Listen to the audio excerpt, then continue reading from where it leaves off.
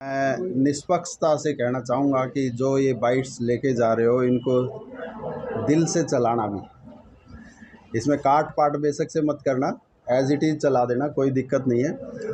और दूसरा, जो आज पार्टी के अंदर जो राष्ट्रीय लोक स्वराज पार्टी के अंदर जो डिसीज़न लिए गए हैं कि 3 तो कैंडिडेट खड़े किए गए हैं और प्रदेश की जिम्मेवारी मेरे को दी गई है, मैं अपनी पूरी जी जान से इस जिम्मेवारी का निर्वहन करूंगा और पूरे प्रदेश में घूम घूम कर इस मुद्दे को, कि जो शर्मा जी का मुद्दा है और हमारी सारी पार्टी का एक संगठित मुद्दा है कि जो गांव के अंदर सरकार डेवलप करना है, वो गांव की सरकार डेवलप होगी तो सारी समस्याओं का तो समाधान वैसे ही हो जाएगा। ये जो छोट-पुट जो समस्याएं दिख रही है, बेरोजगारी, भ्रष्टाचारी, ये सारी समस्याएं इसलिए हो रही हैं क्योंकि पावर सेंट्रलाइज्ड है।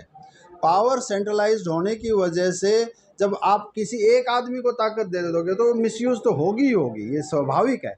जब हर पंचायत के पास ताकत आ जाएगी वो चीज़ों की, तो ये सारी चीज़ें अपने आप गौण हो जाएंगी और सारी चीज़ें अपने आप मिटती चली जाएगी। ये बहुत अच्छा मुद्दा है। मैं आप सब पत्रकारों से भी यही चाहूँगा कि आप इस मुद्दे को अपनी तरफ से भी स्टोरीज बना के इसके ऊपर रिसर्च करो।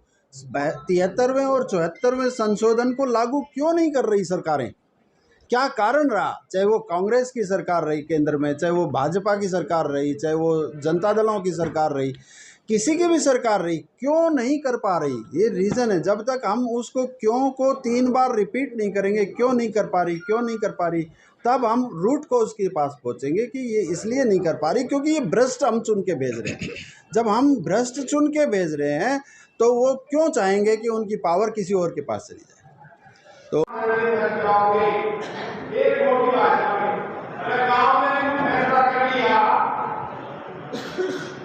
कि वे गांव में दारू नहीं मिलेगी, दारू बंद हो जाएगी, नहीं हो जाएगी। अगर गांव सारा मान ले कि गांव में दारू नहीं मिलेगी, बंद हो जाएगी, नहीं हो जाएगी। किसी ने बहू बेटी को छेड़ दे और गांव में फैसला कर ले रहे हैं छेड़